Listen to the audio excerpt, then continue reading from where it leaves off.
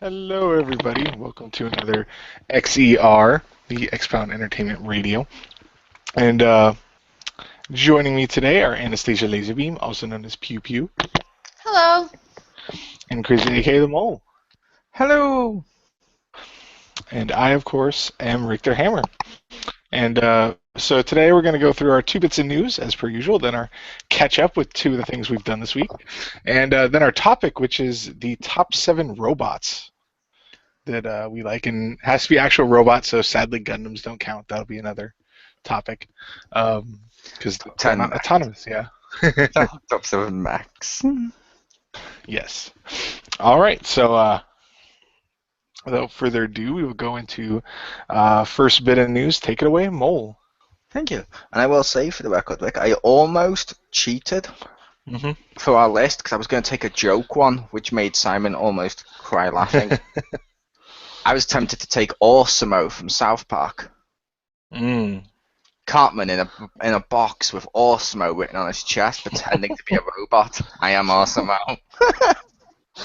Nice. But I was like, no, let's do a proper list. First bit of news, it's only small, so I'll do this one first. The new trailer has come out for Ash vs. the Evil Dead.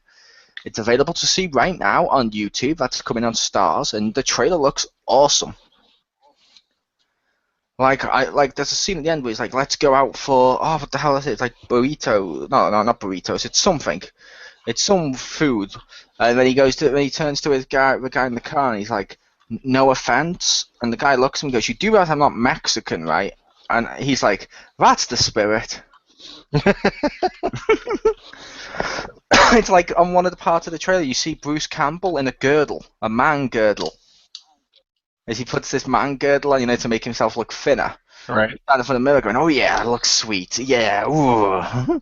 And like, it's got all the blood and the grossness of Evil Dead, but it's got the humor from Evil Dead 3 as he's pulling out his stuff. And there's even a cool scene where they throw the chainsaw through the air and he leaps through it with his arm missing and it clicks straight into his hand so he can use it. I'm like, that looks like a really fun show. Ash vs. the Evil Dead. Premiering soon. Nice. All right, Pew, your first bit of news?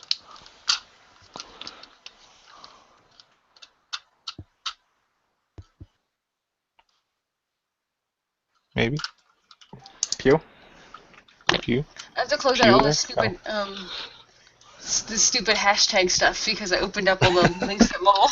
You were like, where is it? I can't find my freaking page because of these fucking stupid hashtags. Okay. I thought you would have wrote it into a text document like we normally do. No, usually I keep the page so I can look at it. But YouTube is doing a new, or pretty much rewriting their copy content ID robots.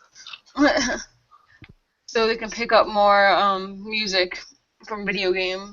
Specifically, this is specifically targeting video games. They're gonna try to get like better recognition for video game music.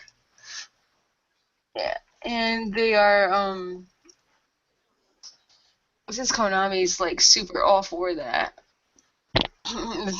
They were like trying to help them out. How they What? can, I don't know. Yeah. Konami being super awful? I don't know. Yeah, so they're helping YouTube out because yeah. So just in case you get any more bullshit on there, that's why they're redoing their whole content ID and what is it? Not notification, but whatever the way they pick it up. So yeah, that'll be super fun. You could thank Konami for helping them out. Thanks, Konami. Yeah, so yay.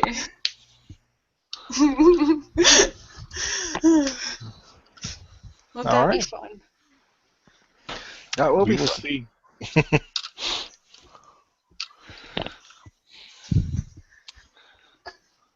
All right. And for my first bit of news, Nintendo sent out a thing that before PAX Prime, specifically tomorrow, the Thursday before it, they are having a special Indies event, or Nindies, or whatever QT stuff they call it, at the EMP Museum in Seattle. where they're going to showcase and a lot of the indie games that they have, and have I think they said food and stuff. Yeah, multiplayer. There's going to be presentation from independent developers, multiplayer competitions, giveaways while supplies last, food and drinks. Admission is free and on a first come first served basis. If you feed them, they will come. Pretty much. Nice. So I'm trying to decide if I should go to that. I don't know what parking is like down at the museum at 8 p.m. on a Thursday, but If I could go to that, I would. 8 p.m. on a Thursday. That's prime time for museums. That's when all the museums come out. well, it's downtown, so like, I know parking's Yeah. already gonna suck. But I don't It know. would, especially for an event. It's like Yeah. It would suck. Well, all right. So on to the second bit of news. Take it away, Mole. This is a lot longer than my last one, but I'm going to read it all to you. Burger King has reached out to McDonald's to suggest that the two chains team up to create the ultimate burger, available for just one day. The McWhopper, as it's being called, would help to settle the beef by combining the Whopper and the Big Mac into one entity, separated only by a single bun layer.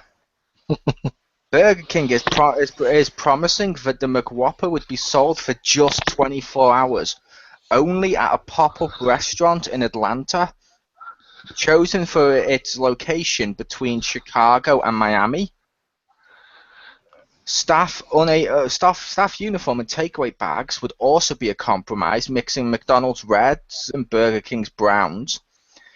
As for when the experiment would take place, it's been proposed for September 21st, already declared by the UN as International Day of Peace.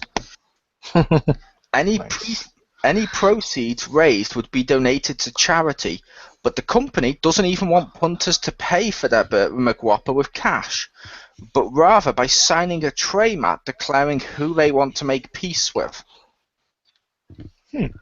Which is interesting. All of these ingredients come together to build the burger some said would never happen. Some say the same thing about world peace, reads the full-page advert in the Chicago Tribune. The New York Times. Let's prove them wrong on Peace Day. Everything in our proposal is up for discussion, from the name right through to the packaging. The only thing we can't change is the date, so let's talk soon. And that is the McWhopper. And it's a thing of beauty. They have a picture for it and stuff. It's a thing of beauty. However, sadly, it's not going to happen. Yay. Because McDonald's responded, "Dear Burger King, inspiration for a good cause. Great idea. We love the intention, but think our two brands could do something bigger to make a difference. We commit to raise awareness worldwide. Perhaps you'll join us in a meaningful global effort. And every day, let's acknowledge that between us there is simply a friendly business competition, and certainly not the unequated circumstances of real-life pain and suffering of war. We'll be in touch, Steve, McDonald's CEO. P.S. A simple phone call will do next time." So P.S. I'm a dick. Jeez, what a dickhead. No, you think he's a dick. Yes. If it helps, Rick, Nope. there was packaging up for this McWhopper, and there was pictures for it. I just have to remember. I think that's the picture. I'll go with the one with the burger and the actual thing itself, and I shall post it to you below on our Skype. No, it copied the wrong thing. But yeah, the packaging for it looked awesome as hell. And the burger, I was like, oh my god, I want that burger. I want to eat a McWhopper. Now I'm just going to have to go and buy a fucking McDonald's burger, Burger King one, throw away half of the McDonald's one and pop it on top. Yep. Construct my own. But there, I believe that's the picture. I really hope that's the picture. That was the McWhopper. See, I think that would have... I think that would. I think that would have been an awesome idea. Yeah, it would have been. And I will admit, I know not everyone does. I do like both McDonald's and Burger King separately. Yeah. Ironically, I think McDonald's has better burgers, but I think Burger King has better fries. I say ironically because I'd think the one called Burger in their title should have better burgers, but Burger King has better fries. McDonald's has better, well, drinks as well, and also better, better burgers. But I love the Burger King fries. That's why before now I've got, because they're across the road from each other in my city. Mm-hmm. I've gone into McDonald's, bought a burger, bought a drink, left with that, gone into Burger King, ordered just a portion of fries and combined them into one meal. No one There needed you to know go. that. Pretty much. Pretty much, no one needed to know that. That's Victor, yeah, but no one cares. But it was about. I thought Burger King has Coke products, though. I thought you would have liked them better. They both have Coke in my city. Oh. The only one that does Pepsi in mine is KFC. Then why does McDonald's have better drinks if they serve the same stuff? They're milkshakes. McDonald's milkshakes are the shit. Burger King's milk. I think Burger King started to do milk. They're not as good. I love McDonald's milkshakes, like the banana one, and oh yeah. Yeah. No, they're no Jack in the Box, but McDonald's shakes are pretty good. Yep. And yeah, that me saying that wasn't a slight at the Pepsi idea, because I know there's some that do Pepsi, some that do Coke over here, depending on where you are. But I just really love the McDonald's milkshakes. Gotcha. And their apple pies. And the McFlurry. Actually, the McFlurry I can take or pass, but the apple pies, oh god. Oh, I like the McFlurries. Yeah, and McFlurry is no Crush them. it's no Blizzard from DQ, but it's an okay substitute. Yeah, that's like I said, I can take or leave them. I like the, what's it called? It's like Crush 'em or something like that from KFC, where they do, it's like a milkshake, but it's an ice cream at the same time, and it's candy bars mixed in. Well, if I was to get a proper milkshake, I would go to, there's actually a milkshake bar in my city where you can go in there, get proper pure milk, the pure syrup, make your own with chocolate bars by putting them in there. Awesome, but this is way off topic, but I just really like the idea of the McWhopper. Thank you. All right, so Pew, your second bit of news? Alright, well, the investigation of the Boston Pokemon shooting is still ongoing. They have Kevin Norton and James Stumbo from Iowa, and supposedly they're all behind it. Yeah, and they said, "You're ready for hope the world is ready for Boston. Here we come." That's the statement they made. You know, lovely. And he's quoted, "I will shoot him on Friday, thanks," because they weren't finished apparently. So yeah, those two assholes are the ones for the Boston shooting for Pokemon. What a bunch of fucking assholes. So much wrong with that. The fact they're going to shoot people, evil as hell. And the fact that you were caught and then said I wasn't finished, I'm going to shoot him on Friday. Yeah. Like... Yeah. The fact they're gonna shoot someone stupid and really evil as hell. The fact you got caught, then post it online that you're gonna kill him anyway, and give a date and stuff, stupid. Current Pokemon, dumb. Boston, silly. None of this story is good. Hasn't Boston been through enough? Seriously. I know, it had Pugo there once. Well, I was referring to like the bombings and stuff, you know. Can't just nice things happen there? Yeah, you certainly did bomb there. Fuck you. But yeah, they had the bombings and stuff, which is bad, but everywhere's had tragedies. Yeah. Like New York, for example, famously had that massive tragedy that struck two things at once, and that was the birth of both Jim and Pew. Fuck you. This is an asshole. But he hasn't shot anyone yet. So.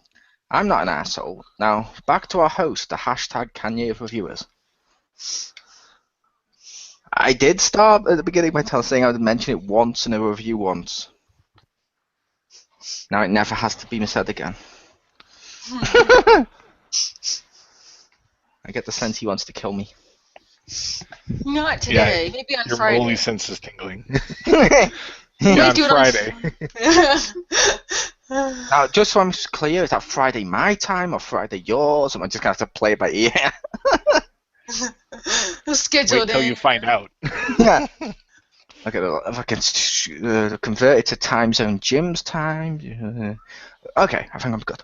No, no, I'm going to be shot and I had to do maths. It's the worst of everything. It is. And I spoke to Pew. Yeah, that's what I'll do to get you back. I'll just quit. And then you'll be stuck talking to her every week. I'll replace you with Marcus. You can try. We'll replace you with Marcus, reschedule it to around Marcus's time, and we'll constantly get him to refer to as the best gamer reviewer of all time from Seattle. But that's kind of a punishment to all of us. It is, but I feel like Rick's pride will be like, no. Every time it'll be like a bullet for his heart. It'll be like, ah. How would I know, though? I'll send you links on Twitter. Oh, okay. He'll just spam you with it. Yeah. Like, here's a link to that mech thing you wanted. Oh, wait, no, it's the podcast. Like, Yeah. And I'm kidding. We love Rick. Back to our host. All right. So for my second bit of news, I saw this first in a newsletter from PlayAsia because they were talking about selling it. But there's a game coming out in Japan, of course, called Omega Labyrinth, which has one of the silliest and probably best plots ever. Where it's a mystery dungeon style game. If anyone's played that, where you go, your levels always reset to 1, and you have to make it through. And if you die, you're kicked all the way out, like lose your Binding items. of Isaac. Nice. Kinda, just more fun. Like the plot of this, mystery dungeon games. yes, like that. Although this one is definitely not for the same crowd. But this one, the plot of it is there's a camp of girls, and if they get to the bottom of whatever dungeons, who cares? They're gonna get a magical cup that'll grant any wish. And so they're just like, well, I know what they're like, oh, I know what we'd wish for, bigger busts. And it's like, sure, why not? And so as you level up, the girls' bust sizes increase. And I'm like, this sounds very Japanese. Also, when is this coming out here? When can I stream that? Yeah.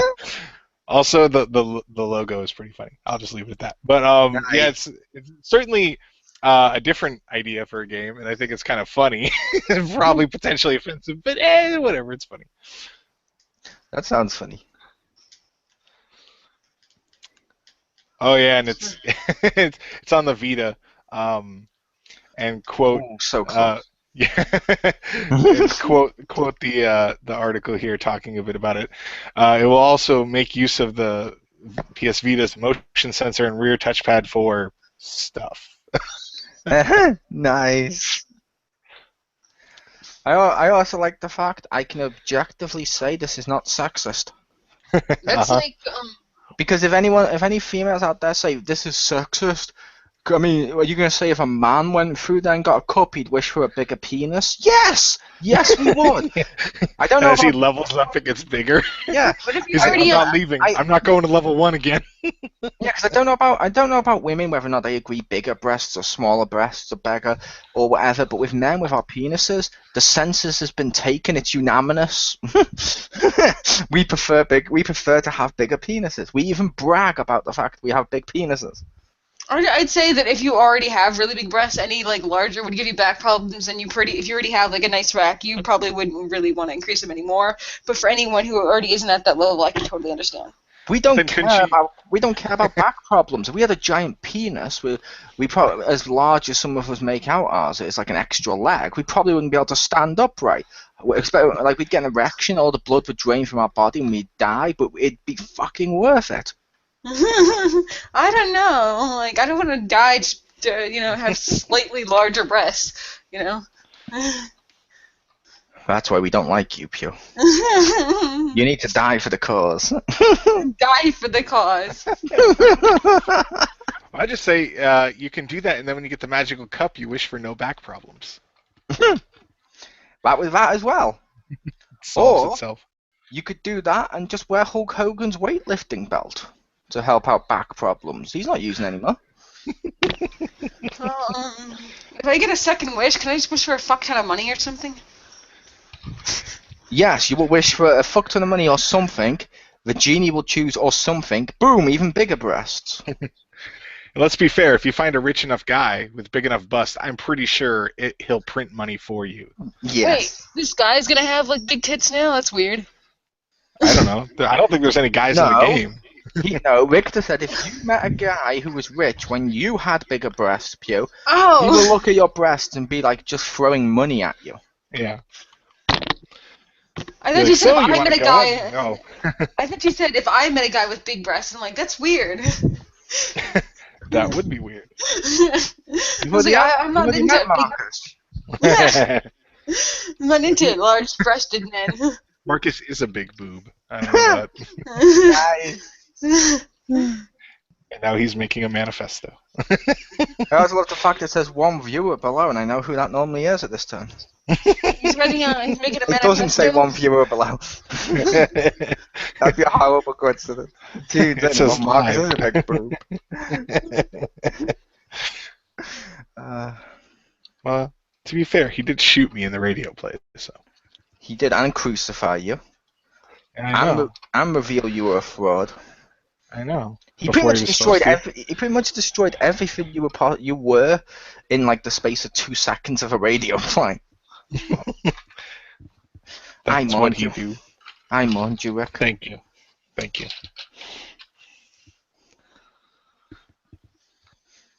I even acted super serious and told Gozer that I was totally gonna murder them for what they did to you. Not in those exact words. It wasn't like I'm totally gonna murder you for what you did to him. But it was you murdered you. It was basically something along the lines of you've murdered my friend. You're gonna pay for that, you bastard. Nice.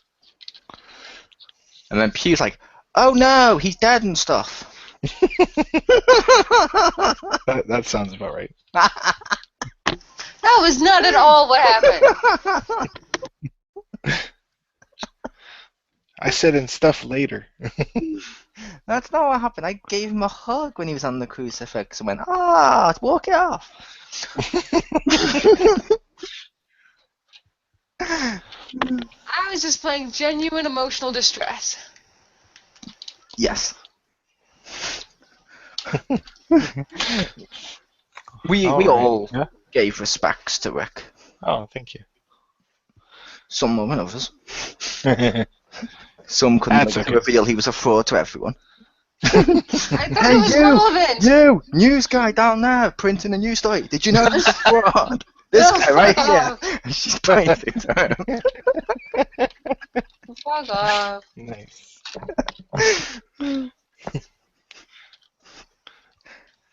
But catch up. Yeah. All right. So, with up to 2 things you did this week, take it away, Pew. Pew. All right. Okay, so I did Halo for a while. That was fun. We did Halo 4. That was fun. Mm-hmm. We've almost completed it. Yeah, pretty sweet. Which means 4 is really short. Yeah, we're about halfway through. Oh, okay. I thought we only had like 2 missions left or something. I was like, what? No, at least for mine it says 5 out of 10. Ah, okay. I found out the Infinity was a ship. There is no beyond. It's just, that's where it stops, you know. More on Infinity next week, people. Nice. And so I played Arkham Knight. That's fun, except for like all the retarded shit. Which is 90% of it. I like the side quests and stuff. Like I liked stopping Two-Face and catching the Bat Dude and saving the firefighters and I like the side quests and stuff. It's just like the main story is mostly annoying. stopping the Bat Dude. It's easy to just say Man Bat. It's the same amount of letters, if not I less. know, but if it's a Bat Dude and it's not a Batman, I feel like it has to default to him. It's not a Batman, it's a Man Bat. Yeah. Yes. I like the side quests. Like the Two-Face one was fun. The only one I didn't like was the one with the opera music, where you had to, and the firemen and stuff, where you had to keep doing the same task over and over again needlessly. I was like, ugh. But the I one, find it interesting. Although they all have oddly specific bodies, even the ones that are female have the same generic male body, and all of them have no penis. And like. yep. And it's a case of, yeah, I was like, with that, but those ones and the Firefly ones I didn't like, but I like the other ones, like you said, like the Two-Face ones and the boss fight, and I loved Man Bat and stuff like that. It was just some of the side stuff was fun. It's just the main game is not. There's only one thing I had to look up so far. Like I completely didn't know what to do with, and that was this thing with the blink where you have to Why tilt the shit. penises weren't rezzing? What? No. It was the blimp. You have to tilt the blimp in order to solve like a bunch of those like you have a little pinball and something. You have to like get it out of this like maze. It's basically that except for the blimp. So that was weird, but Tilting the blimp sounds like slang for some kind of drugs. I was tilting the blimp. I was tilting the blimp. Yeah. That's fucking weird. So, yeah. Although I really freaking did like when there was like a million fucking Jokers around. I was kicking all their asses, and then it was Scarecrow was like, "You almost killed those guys. I can't believe it. You've changed." I'm like, "No, I really haven't, dude. Have you met me? I almost kill like everybody." I'm pretty sure you definitely kill people because. You run people over in your car like fucking 300 miles an hour and it should kill them instantly. And those fucking the Riddler people freaking died by my car because they know I want to take them alive. Yeah, like how brutal is that thing where he goes to torture a dude? Like, fair enough, Batman can do some of the darker stuff, I'm aware of that.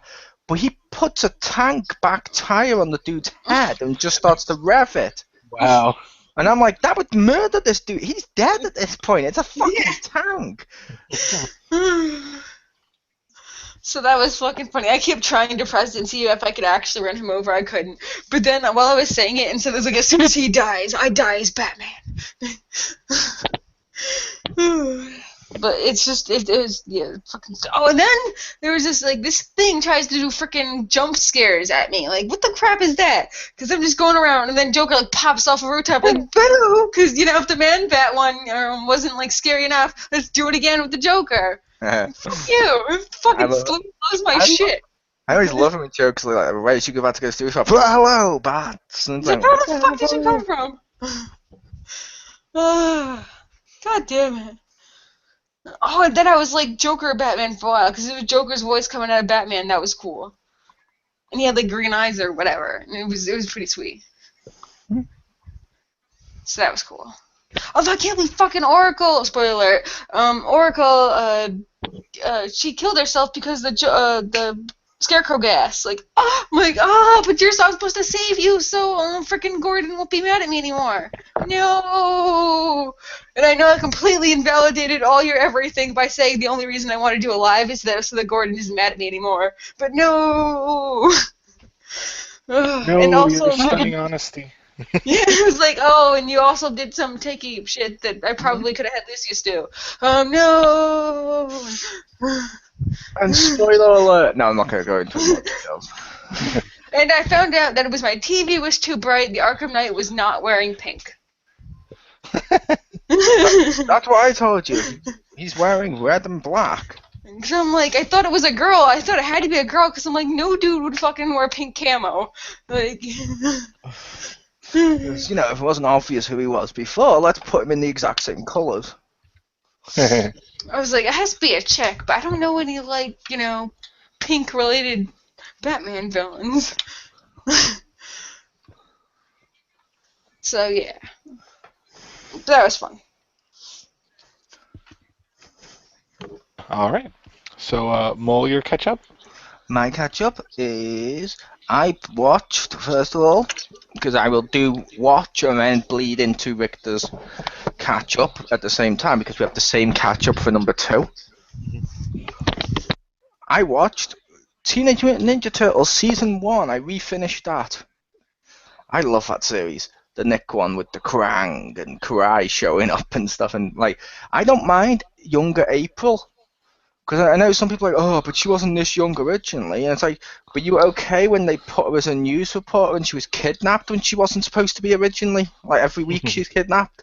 Okay, fine, whatever. At least this one actually has a genuine reason, because April's always been the Turtles' anchor to the surface world, if you will. So it's like, if she's there, I don't know what you'd call it, like go-to to the outside world, it makes sense to make her the same age as them so she can tell them more about the stuff the teenagers would want to know. It makes sense, and you can go cool places with, like, I'm sorry, Donnie's crush on April is adorable. It is adorable having Donatello have a crush on April, I don't know why. But yeah, and I love that. And the end episode with where they freak you out a couple of times with the well, it's spoilers, and I am aware. Hopefully, Richter doesn't mind me saying spoilers, but That's fine.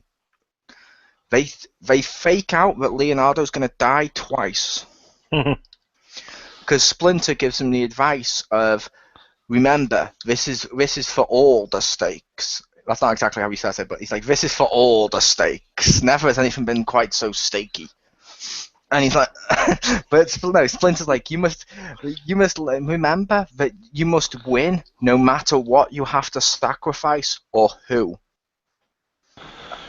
And twice, Leonardo leaves himself behind to sacrifice himself so the others can get away because he thinks that's what he has to do.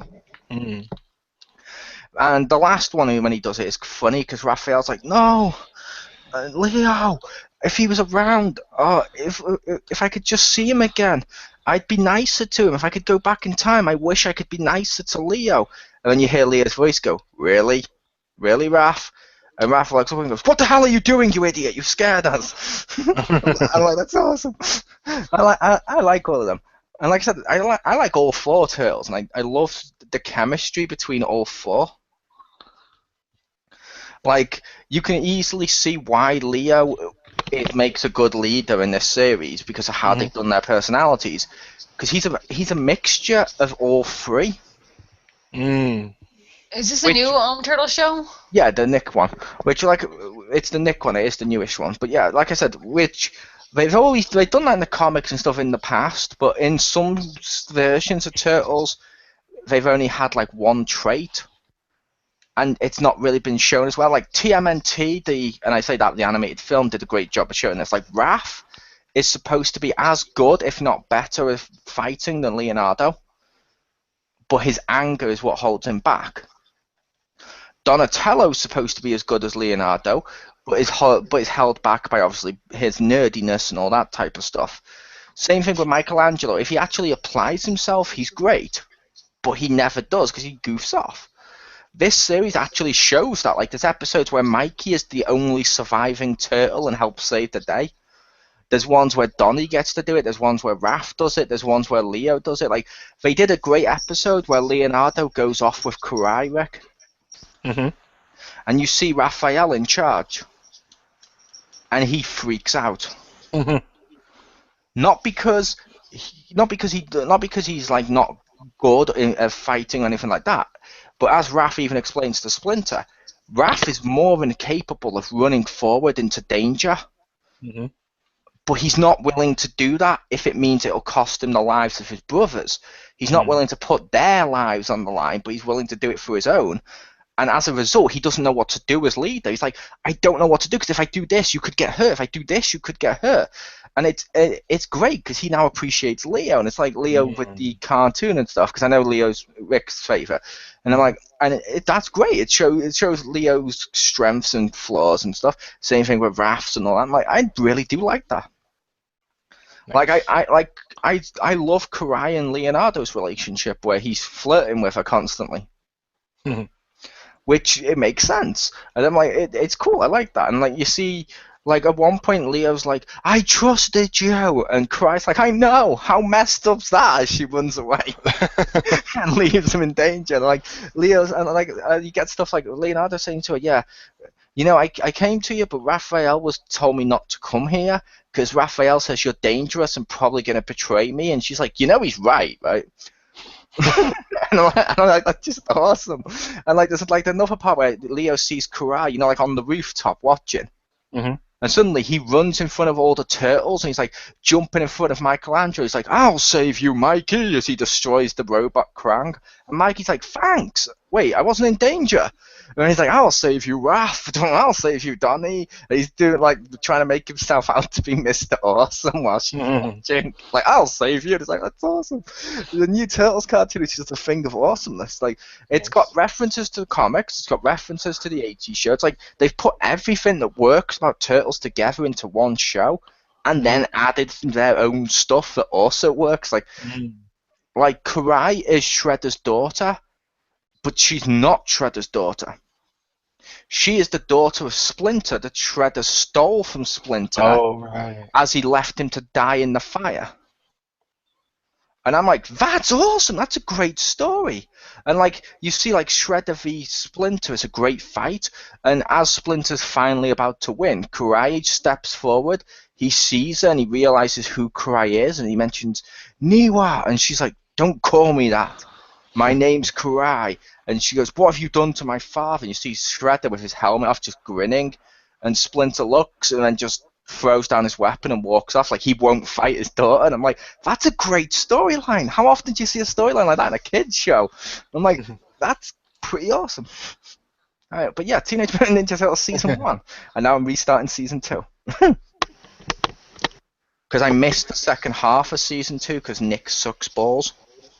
That sounds like really awesome. Like I have to check that out.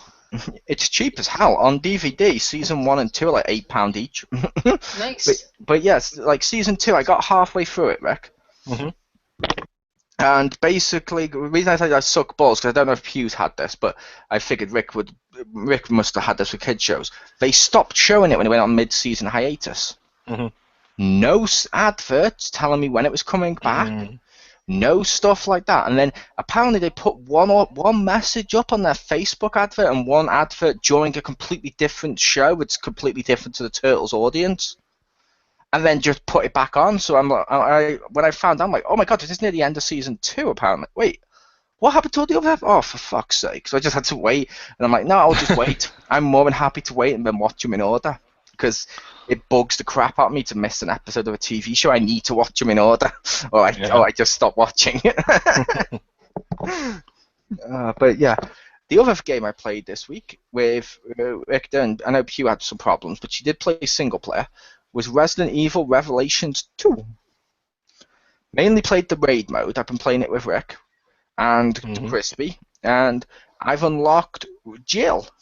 I have Jill to play as. Woo! I can see when I'm doing a double thumbs up. But Jill, and I've been running through that, which I love raid mode. I think raid mode is perfect for this game because the main story mode is pretty much like a horror style, like more like the old Resident Evils, but the raid mode is more like the shoot 'em up Resident Evils of current era, so it's like both. And I'm like, I'm not opposed to both. I just want both elements shown, or do the shooter in a spin-off or a side game. So I really do like raid mode. It's pretty damn fun, where you're having to get all the items, and you're having to shoot all the zombies and stuff, and beat the time limit and stuff, and like different strategies and the daily missions. It's fun as hell. But I'll let Rick take it from here. Over to Rick. But yeah, that's also the one I was going to talk about that I was playing, because I really like that raid mode. Just because it's it's like nice and bite-sized little missions, and it's co-op. Excuse me. I got Jill, and I worked my butt off and did a couple of the other missions because I thought 20 completion was going to be Chris and 30 was going to be Leon. But it's the other way around, so I unlocked Leon. And I was like, oh, I wanted Chris. But I have the disc-based one, so that has the 2 extra characters on it. So I was playing as Wesker mostly. He's my highest level. He's really good. He's got the Magnum specialty, and the Magnums are ridiculously fucking strong in that game. So they're really good on the big dudes. Who are the two extra characters? It's Wesker and Hunk. You can buy them, but Okay. like they just come with part of on the disc. Oh yeah, no, I was wondering because I couldn't remember because I know I bought I've got all the characters you can get from the store. I just can't remember which two besides Wesker was DLC. I'm like, who's the other one? And when you mentioned Hunk, I'm like, oh yeah, I remember downloading him because he was there, not because I wanted him, but because he was there. I want Jill. Hunk's pretty good though because he starts with 4 weapon slots open, so he doesn't run out of ammo as quick, but he doesn't have as many skills. Where Wesker is kind of the opposite. He gets more skills, but it takes him forever to get his weapon slots unlocked. He has 2 of them defaultly open, which I guess is better than Moira. I haven't used her yet, but I see that she has 1 open until like level 5 or something like that, and I'm like, oh, that's gonna suck. If you're listening, Capcom, as he's talking about Wesker and Moira and stuff, and Hunk, I'm just gonna say to you, if you're listening, Capcom, we want tofu. We want tofu. We want tofu. Come on, Pierre. We want tofu. Really? He was a great character. Would he just have no weapon slots? Yeah, he'd have no weapon slots. He'd just be really fun. He just has all the melee ones. Yeah, all the knives and all that stuff. He was one of those characters when they did him. Yeah, my favorite Resident Evil character is Jill, in case people are wondering. But I do like Tofu. I'm not actually asking for him to be added. He's just a joke character. It's always fun to say, "Where's Tofu?" if he's not in a game. That is true. Although I will say one thing, which I'm not sure if Victor would agree. I'm not sure which Wesker I prefer. I like his sister in Revelations 2, Alex Wesker. She's pretty cool. She transforms into like a monster and stuff. It's like, she's really cool. But at the same time, I do like Albert Wesker too. You know what I mean? I like both. Yeah. So I'm not sure. I'm not gonna say one's better than the other or boo or anything. But they're 2 almost different people too, which is cool.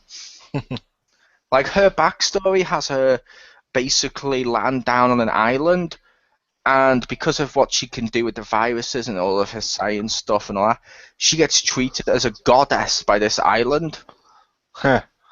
So people are willing to like offer themselves to her as sacrifice, which she's more than happy to let them come to her to become a sacrifice. And as you can imagine, it goes wrong.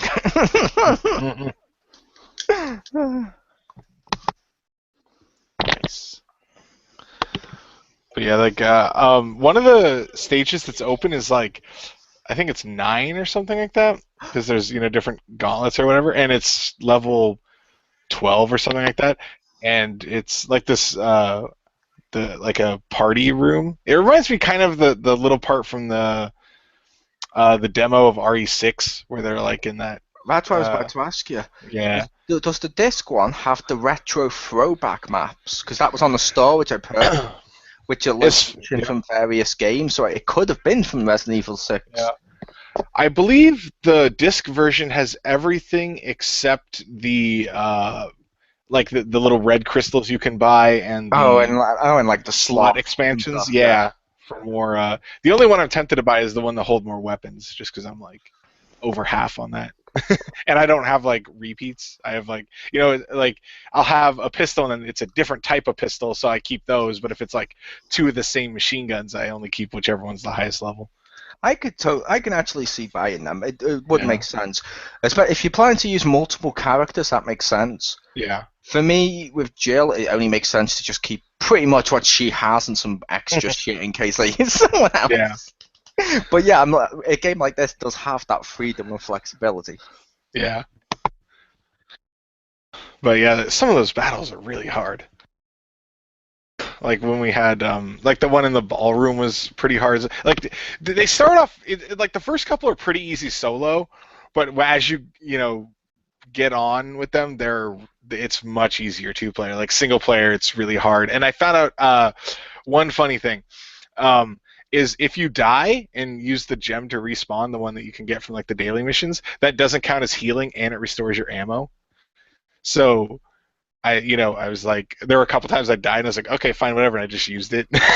Like, hey, look, I still get all the completion medals, and I have all my ammo back. It's like it's almost worth it for me to do that if if you're like not near. If there's like one or two guys left, yeah, try to knife them.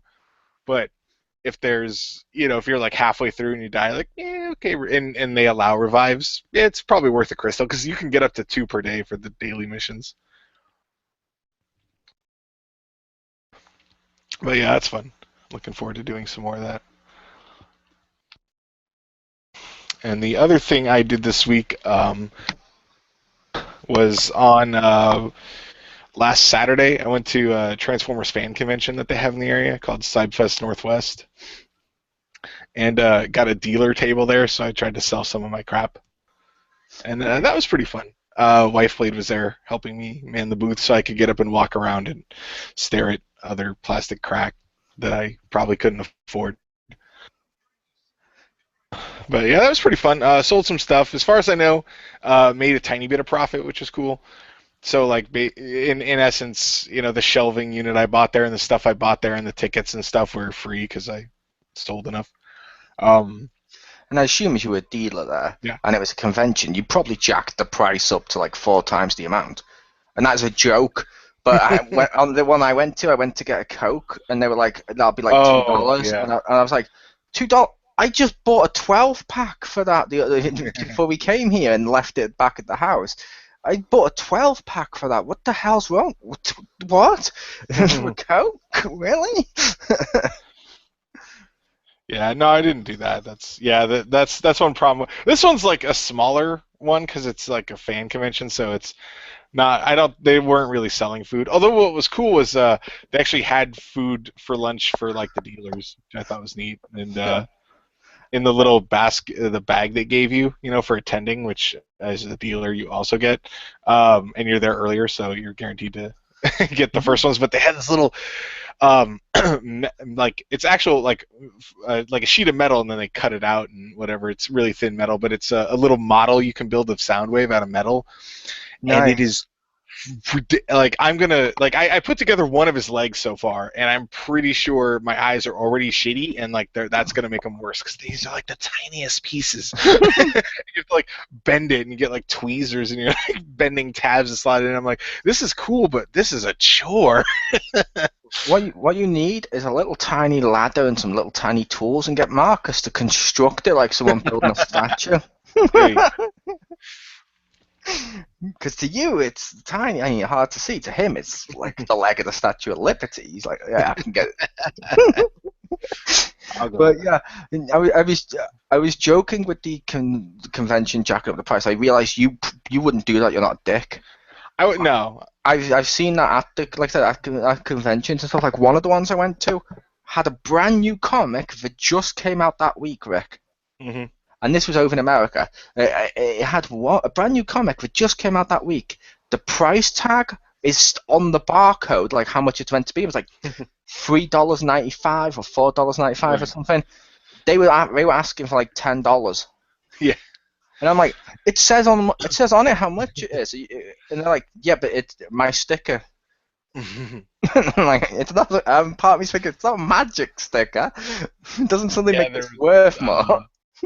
Yeah, admittedly, I can't like do stuff like that. I definitely could have, because there was I saw some of the newer guys that just came out like 2 weeks before, and I saw them at the store, and I was like, oh cool, but I didn't really want them, and it didn't even cross my mind to buy them and like jack up the price a couple bucks and sell them there.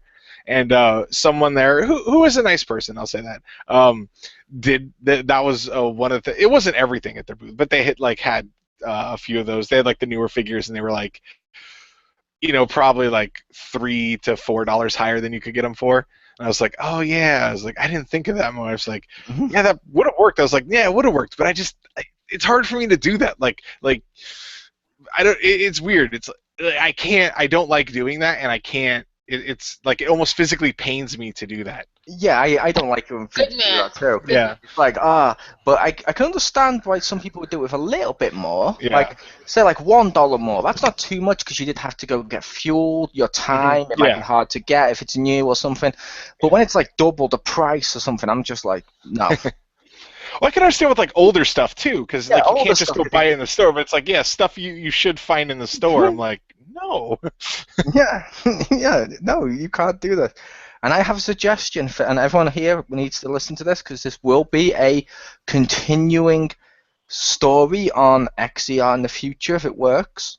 hmm Richter, hmm you will Get teach the wife, name. Oh. you will teach Wife Blade how Uh-huh. to knit, and next year she will start working on it now. She will knit like like WWE buddies. She will hmm knit homemade versions of Transformers and sell those. Nice. Boom, there you go.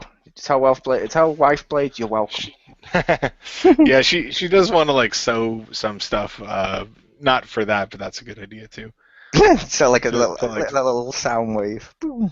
something like that. Yeah, and, sell those. I But bet she probably won't make a little sound wave because she'll make a little sound wave and she'll be like, "I'm going to sell this at the convention." Victor will be like, "Mine, yeah, mine," as he holds that. no, she knows me well enough. She'd make two. One that she hides in a pair of bags so Victor doesn't see it until they get Yeah. there, and another that she can place to him. Well, she did laugh because like I went around and came back with something, and she's like, "What'd you buy?" And I was like, "It's one of the sound waves." She's like, "Of course." And then later, I found one of the like their version of Lego, like the little crayons. I found the little Soundwave one that came in the Sentinel Prime set that I wanted, but I wanted just that one part, so I didn't want to buy the whole set. And I bought that, and I was like smiling. She's like, "What's that?" And I'm like, "She goes, is that another Soundwave thing?" I was like, "Yeah, it is." She's like, "Oh my god." It's also wrong when you told me what the convention was called before we went to record.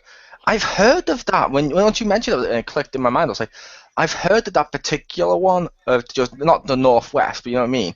Because Right. some news has come from them, and other people posted pictures on one of those news sites I go on. Mm. When you gave me the title, I was trying to think, okay, how am I supposed to say this? Japanese? It's clearly like an JRPG. I don't even know what the NW stands for. I'm trying to like in my mind, it's like it must be a game I haven't heard of. Nice.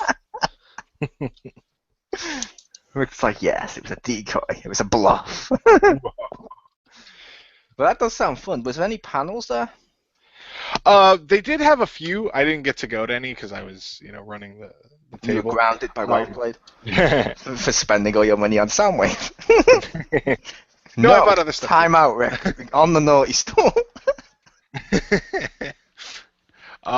They had what were the panels?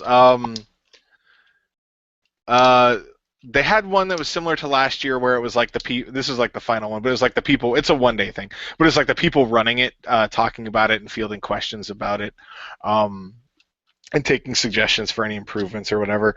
They had another one with some female artists for they created something, and they had like pictures of I don't know, but like some seekers that they made up, like Starscream, the plain ones. They're called the seekers. Nice. Sorry, nerd on you, but they made up some of those.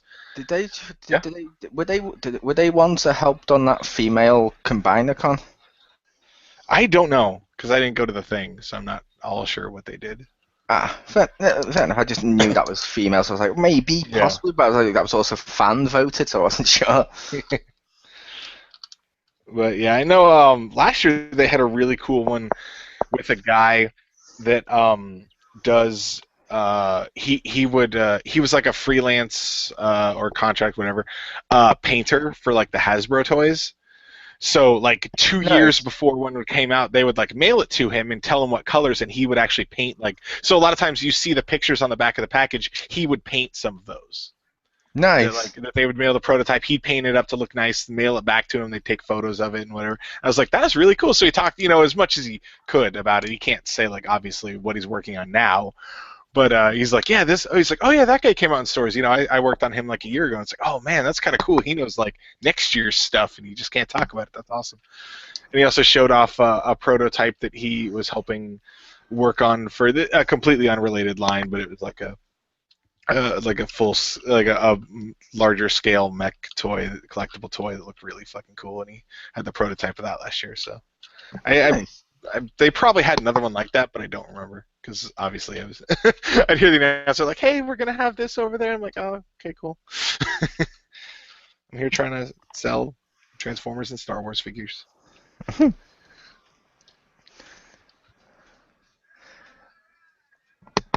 All right, so from those Okay. robots onto other ones.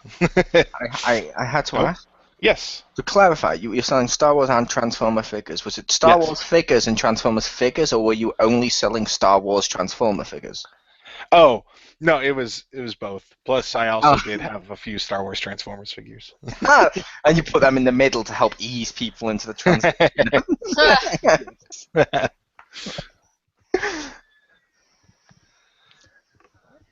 Nice. it was fun.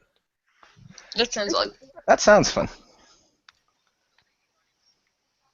All right, so on to our discussion, which is the top 7 robots. Yep. And how about you go first, Pew? Okay. For like So my your first. one of yours, yeah. Yeah. So my first one is R2D2. Nice. He's awesome, super most courageous robot, and I like to say the star of Star Wars just because he's in all the films. And I was going to ask. Oh, we're reading from like number last till first, aren't we? Like normal. If you want to. Do we join in if we've got one that someone else has? That's why we normally do 7, and just at the end, or we just go through our lists again, so people could tell the numbers. Yeah. I would say that if you have one that's the same, I would say I also have that, but it's in different place, and then talk about it there if you want to, or you can chime in and then Yeah, that's what I think. We could talk about it then, and then like at the end, just all go through and just quickly read our list of battle so it's in order. That's not a bad idea. Okay, I like that idea. Which I will say, I also had R2D2, but he's on he's on number 6 on mine. That's cool. R2. Yeah, I liked R2. Like you said, yeah, he's in all 6 films. Mhm. Which so's Anakin, but yeah, he's in all 6 films. It's amazing how much emotion they can show with just bleeps. And whistles. Yup, like episode 3, he is badass when he's doing like the oil slick, like he's attacking people and stuff. It's awesome, but and like whenever he gets hit, it's like as he goes across it's like, oh, poor R2. I love R2D2. I even have a cuddly R2D2 somewhere that when you squeeze him, he goes.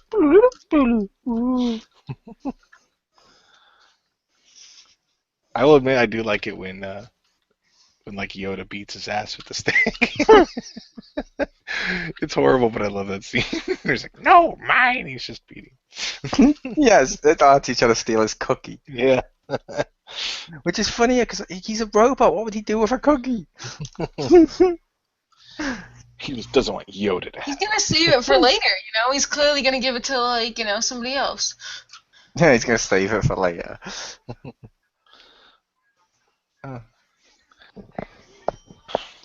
All right. So, did you want to do your number 7, or did you want to? Yeah, I can if you want. Okay. Number 7, Data from Star Trek: Next Generation. Nice. Because Data is awesome. He wants so much to be human, but isn't quite. And it's like, I like Data. He was a great character. I do not like, what was it, B4 or B9 or the hell the clone of Data is in Nemesis that's meant to be Data. It's meant to become like. I don't care about that. I like Data. Yeah, I also had him on my list as number 7 because Data's awesome. Also, Wife Blade suggested it, and I was like, I'm gonna do that. And yeah, dude, like that's what I hated about Nemesis was like Data had a really good character arc, I think, in the whole show, and they're just like, oh, kill him, and like, look, but there's a like, I don't want to say that word. There's like a stupider version of him, and I'm just like, I don't want a stupider version of him. Yeah. Look, we've found a way of giving you Data again, so he can relearn all the stuff you watched him learn. It's like, It's like, and I will say, that. did you yell at Wife Blade? No. Why? She came in and told Richter, oh, make sure you put Data on the list, which Richter yells, do I complain when you're doing womanly things? No! I have one thing, lists of robots, this is my thing. I got well, I asked her, as he writes said, like, angrily in chalk on the wall as he writes his list. Well, I asked her, I was like, are there any that you would want to add? And she's like, or I was like, are there any you can think of? Because I wondered what she thought, and she's like Data, and I was like, that's a good one. I should put that. I like Data. I was kidding. I didn't think you would actually yell at her. No, it's my list. I've got one thing. I can make robots. Do I complain when you're cooking? No. Well, no, I'm just kidding. I don't do that. I don't bite the hand that feeds me. Literally. But Unless you're into that. well, no, I don't know. All right, so so Pew, you're number 6. Bender. Oh, I thought you would have gone with your number 6. Okay. Well, I did my number 7, which is Data. Okay, fair enough. Yeah, because I figured we're going to link up. We might as well keep going. I did Bender because he's awesome and fun. I almost had him on my list. Bender Bending Rodriguez. I almost had him on my list. Nice. Just because he's like, and I like that he's like fueled by alcohol. So whenever he's like, like it's like, oh my god, he's gone so long without alcohol. So I'd get him a 6-pack right now. Like it's just funny, So he's awesome. Nice. And well, you said your number 6 was R2. Right? It was. My 6 was R2. All right, so my number 6. This is probably cheating, but that's okay. I have like nanomachines or nanobots, whatever you want to call them.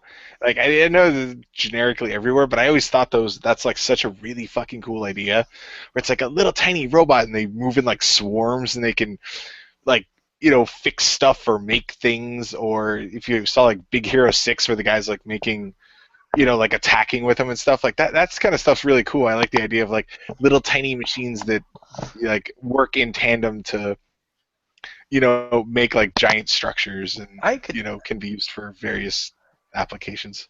I could see that, and that's fine because I don't think we actually have those in real life. No. The way they are in fiction, and they're used for good.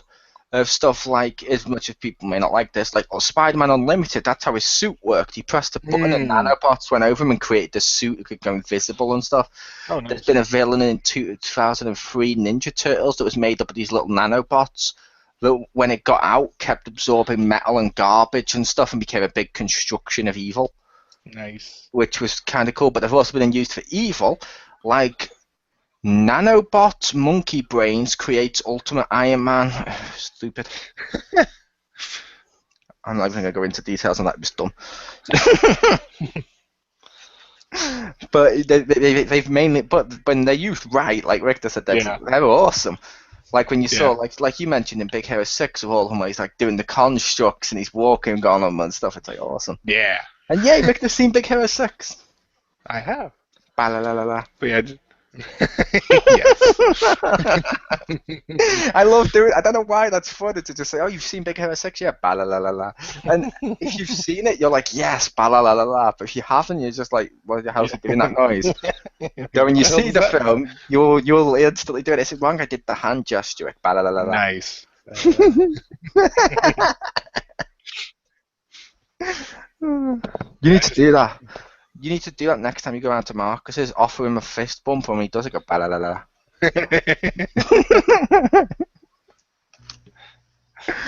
I should. He's awesome. Yes. I should probably buy him for Disney Infinity.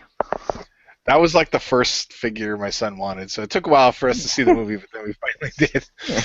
Yeah, the only reason I didn't is because he didn't have a play set. Yeah. So I was like, eh.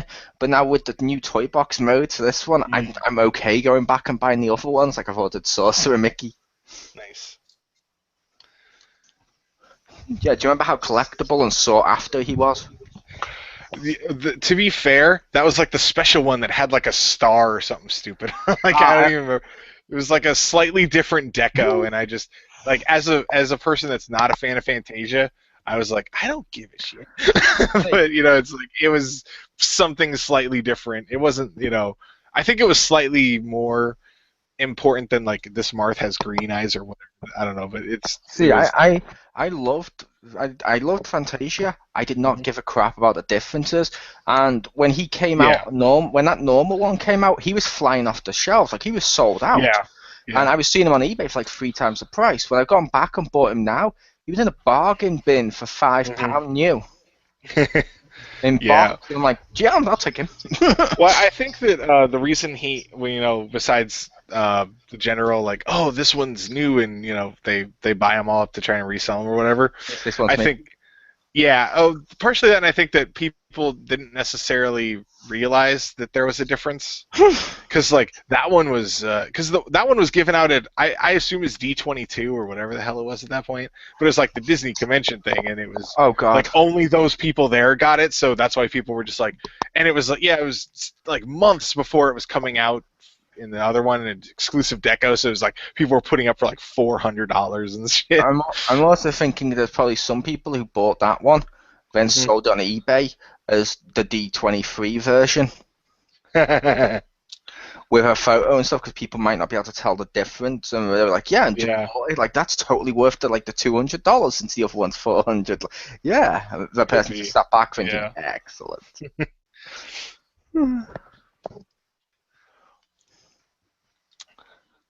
All right, so Q, your number 5. Okay. My number 5 would be the Cybermen from Doctor Who. I just love them because they're so stupid and not a threat, and they have like the greatest like quotes ever that are fun to do, like delete, you will be deleted, or like or like this one episode that like for some reason they were kind of in some weird like phase, like half dimension or whatever, so you could kind of sort of see them, like it was like blurry, so a lot of people thought they were ghosts or whatever, so they thought they were ghosts of their relatives, and this one person thought this Cyberman was his grandmother. And he's like talking to it like it's a fucking grandma. And I'm like, Nice. it's a Cyberman. It's like it's not your grandma. You can't give it to me. Like, you can't like ask it if it needs a sweater and like things. Like, and then when you actually can see them, like it's freaking in the grandma clothes and everything. And it's like, because that's what they do. They put like the it was so fucking stupid. That was just amazing. And if it helps, Pew, Yeah. Daleks from Doctor Who almost made my list. But I thought because they were like squid dudes in a suit, that they didn't count.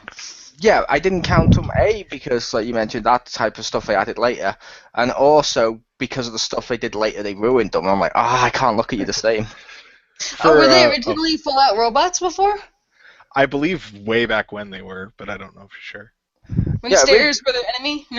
Yeah, Oh, basically, yeah. when they were introduced, they never mentioned squid people and all that. They were just like a threat of robots-ish. So it was like, do you exterminate? And it's like, cool. Well, Pew, where you said that the Cybermen weren't a threat, I actually asked my wife that because I was like, wait, are the Cybermen even a threat? She goes, well, they're a threat to humans. I was like, oh, okay, so they're a threat to humans, or like Daleks are a threat to Cybermen because what is it, like one can kill 5 million of them or whatever? I And then love that they were fucking yeah, smack I was talking. like, Like, we only okay, need so one Dalek to kill all of you, and it's like, fuck you. It's like, smack talk. That's so. So I'm like, a Dalek is stronger than a Cyberman. A Cyberman can beat a human, and a human can beat a Dalek because it can go up the stairs. And she started laughing, and I'm like, it's rock, paper, scissors!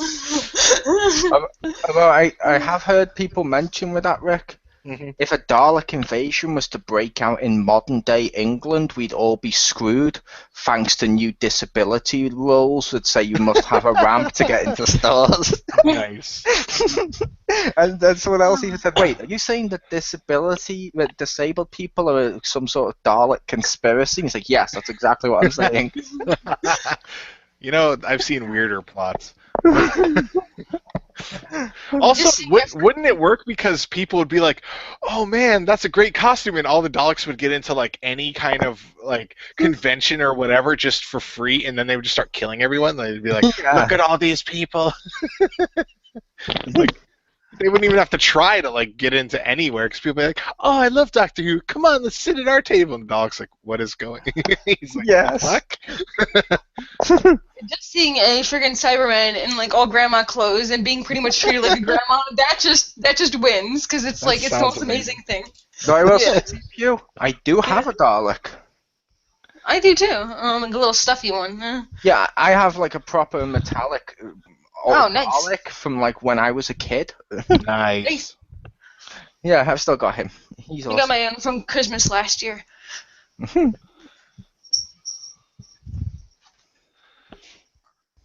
You see, I'm gonna have to get that Lego one. And I may have to get him. I don't know yet.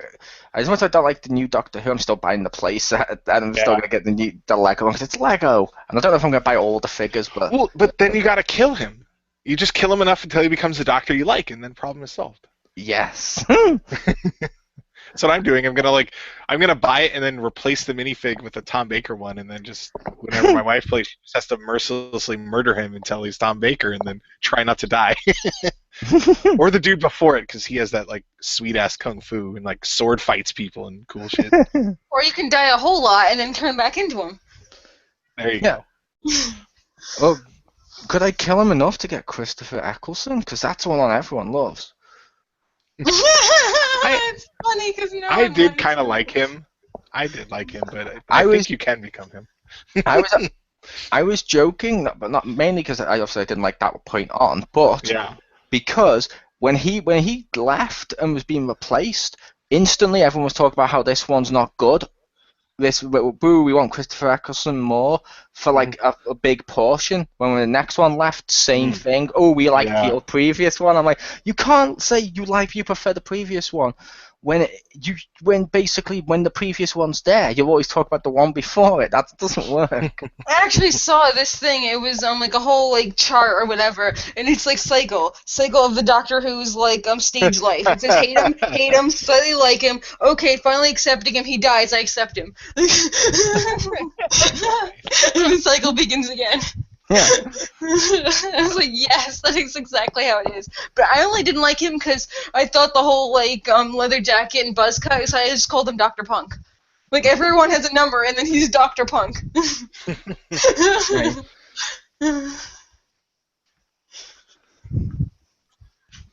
All right. So, Number Mole, five. your number 5.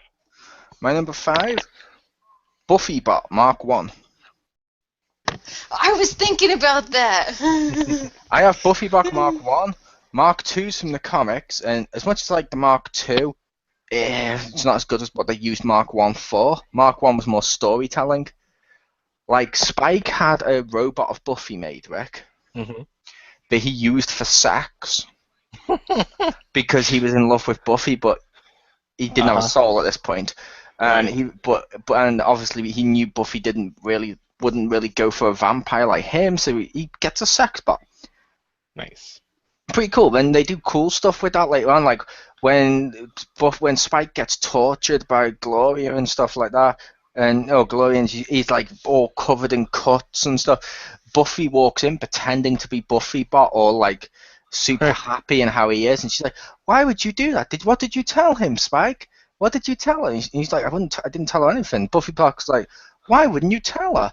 And he's like, "Because Buffy just lost her mother. If she lost her sister too, it'd kill her.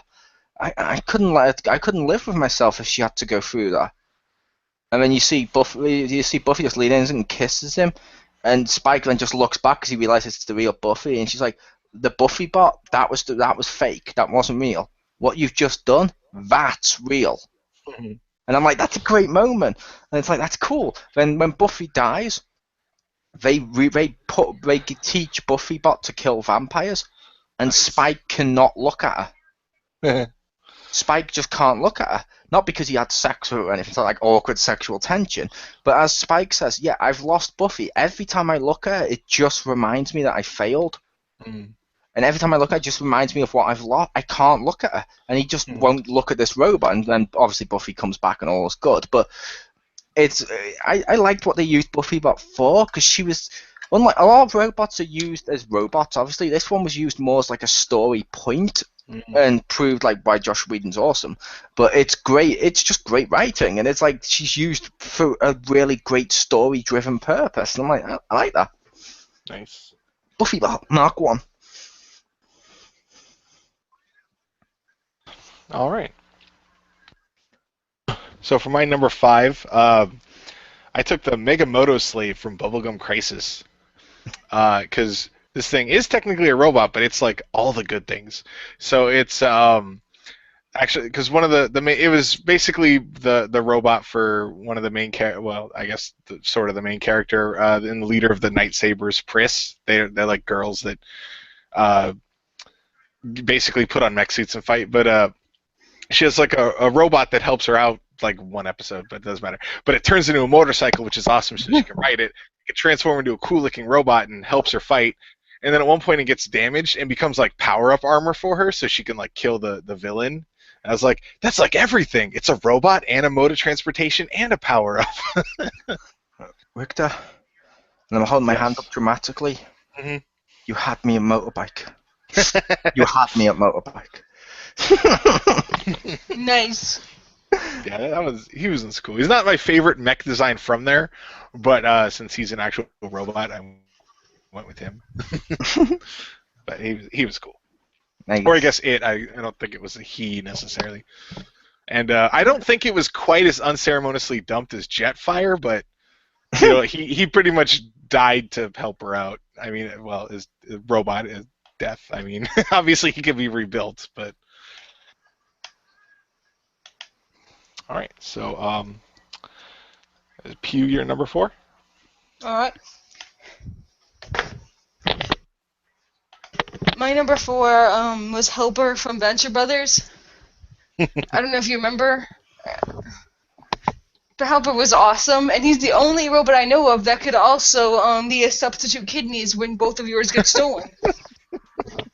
That was amazing because he looks at it and he's like 2 scars on both sides. He's like, fuck, because they happen separately. It happens once, and then he's like, okay, I might need this, and then it happens a second time. It's like, double fuck, this is bullshit. And he's like, how do you get both your fucking kidneys stolen like separately? Like it happens once, and then you're like, that's not gonna happen a second time. Like, it's fucking amazing.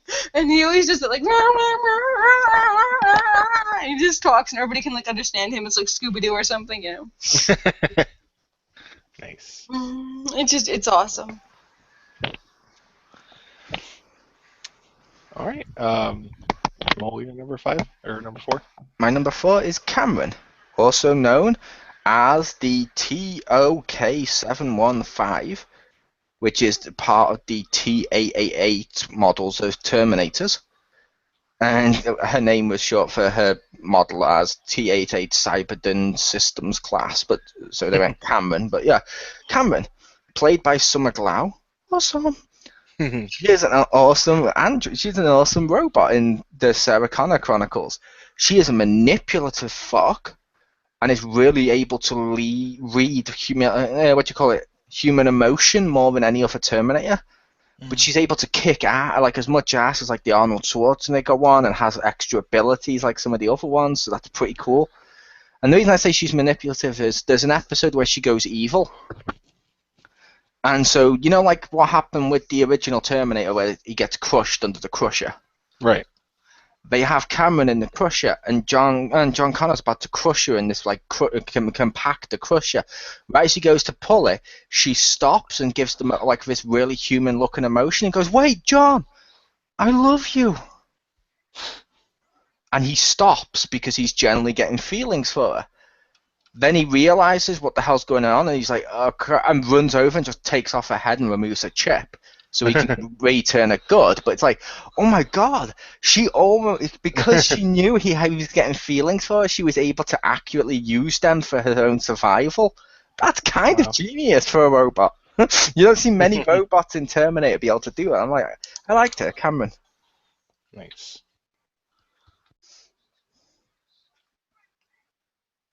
All right, so my number 4 should have been 5 because of the name, but I went with Johnny 5.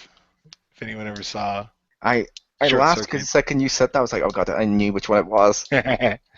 He Johnny almost made Five mine. alive. He's Yeah, he amazing. almost made mine. I love that Johnny Five is alive. I love it. Johnny Five's awesome. He is like I love those two movies when I was a kid. Even the second one, which is probably terrible. I don't know. I haven't seen it in years. I, But I will say, yeah, I loved both as a kid. I will admit the second one's a little weak when you watch it as an adult, but I still love those films. Yeah, I love Johnny. I love the short circuit films. he has like that destructo cannon and replaces it with like a toolbox in the second one. It's I pretty also good. love, Yeah. I love how homemade he looks. Yeah. Yeah, those are some good movies. I like Johnny Five because he was like the first thing I remember seeing of like a robot that like developed a sentient personality in essence, and I just thought that was really cool. All right, That was awesome.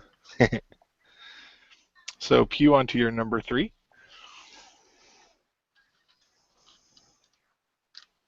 No, We lost Pew. no. You can hear me, right? Hello? Now we can. There, now we can. Okay. He kept being muted, but yeah. Oh, okay. We need your number 3, Pew. It's Okay. number after 4. I know, but fucking number 3 is. And we're Okay, going I to like. reverse order before Victor says that's 5. Shut up.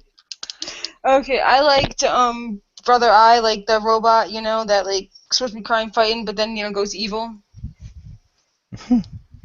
So I thought that was pretty cool. That he was intended for like good purposes and stuff, but then he's like, nope, sentient, everything.